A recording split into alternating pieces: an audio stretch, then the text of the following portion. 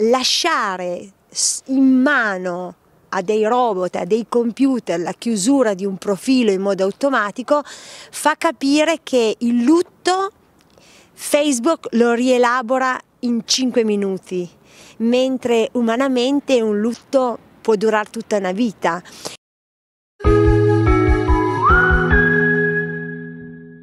Dopo la morte di suo figlio Luca, la mamma Cristina aveva iniziato a gestire il suo profilo Facebook. Ma dopo 6 mesi Facebook ha bloccato il profilo, impedendo ulteriori aggiornamenti.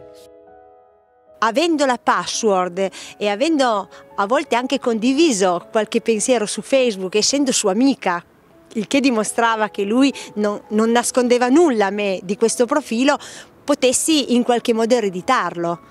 E invece no, e invece Luca, come tutti noi, come tutti coloro che sono padroni, detentori di un profilo, dovremmo scegliere nel momento in cui apriamo il profilo un contatto erede.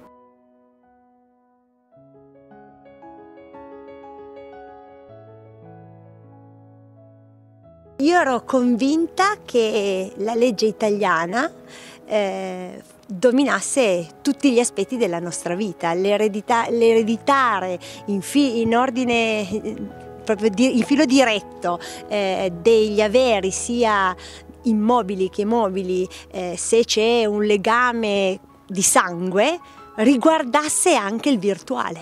Mentre ho scoperto, e per me questa è stata una scoperta, e da quel che ho visto forse lo è anche per tanti altri italiani, che il profilo non segue queste regole, che il virtuale ha delle altre tipologie di regolamento. Lasciare in mano a dei robot, a dei computer, la chiusura di un profilo in modo automatico fa capire che il lutto Facebook lo rielabora in 5 minuti, mentre umanamente un lutto può durare tutta una vita.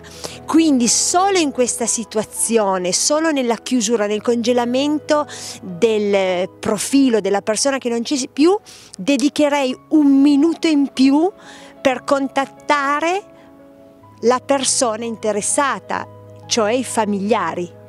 Solo questo, per dare una virgola di umanità a quello che è il salto più grosso, più difficile che ogni persona fa nella vita, di abbandonare questa terra.